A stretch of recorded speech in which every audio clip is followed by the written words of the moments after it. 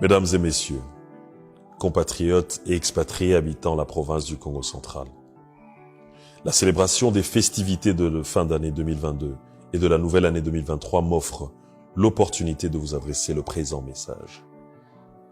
Mais avant toute chose, il me revient d'exprimer un sentiment de gratitude envers Dieu Tout-Puissant, qui n'a cessé de veiller sur la République démocratique du Congo en général et sur la province du Congo central en particulier.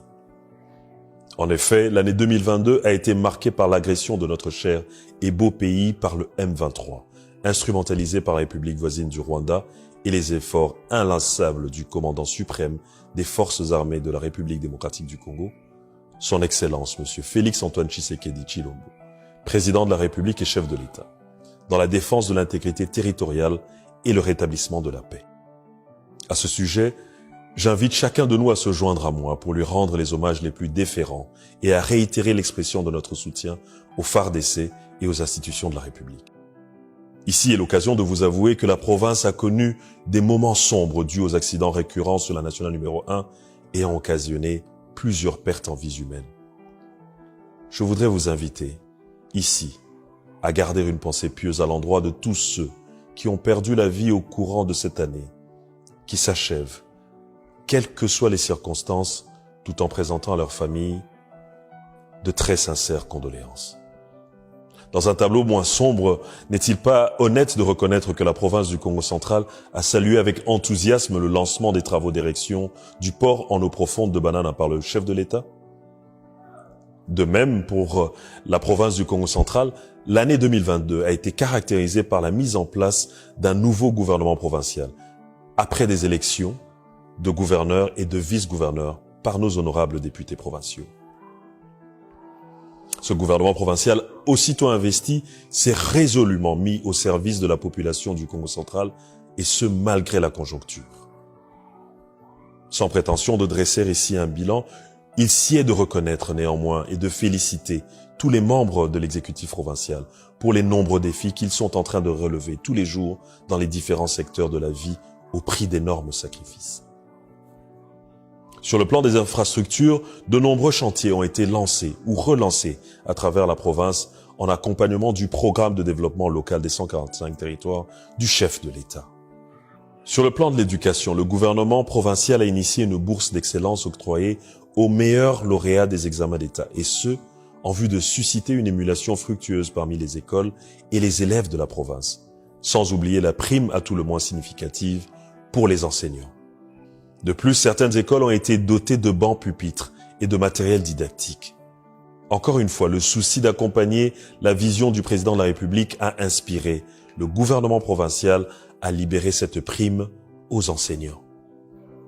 La province a malencontreusement enregistré et déploré des cas de violation de droits de l'homme résultant de l'exécution de décisions judiciaires parfois assez sensibles.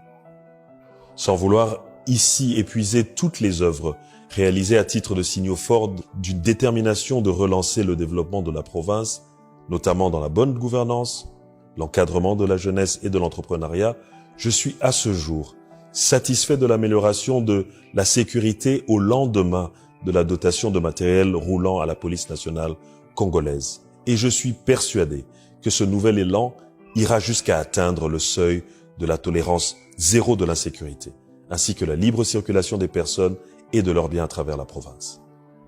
Mesdames et messieurs, la fin de l'année 2022 et le début de l'année 2023 sont caractérisés par la campagne d'identification et d'enrôlement des électeurs par la Commission électorale nationale indépendante, la CENI.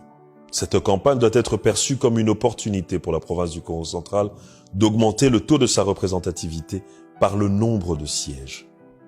Ce pari ne peut être gagné que par l'enrôlement massif des électeurs à travers les différentes circonscriptions électorales de la province. Il revient donc à tous de s'y engager, d'autant plus que l'avenir commun en dépend. L'année 2023 est pleine de nombreux défis en ce qu'elle est essentiellement électorale et elle est la première année de ma gestion de la province avec un budget conséquent. Je renouvelle devant vous l'engagement pris par le gouvernement provincial devant l'Assemblée provinciale de regarder dans la direction de la population. Mesdames et messieurs, compatriotes et expatriés habitant dans la province du Congo central.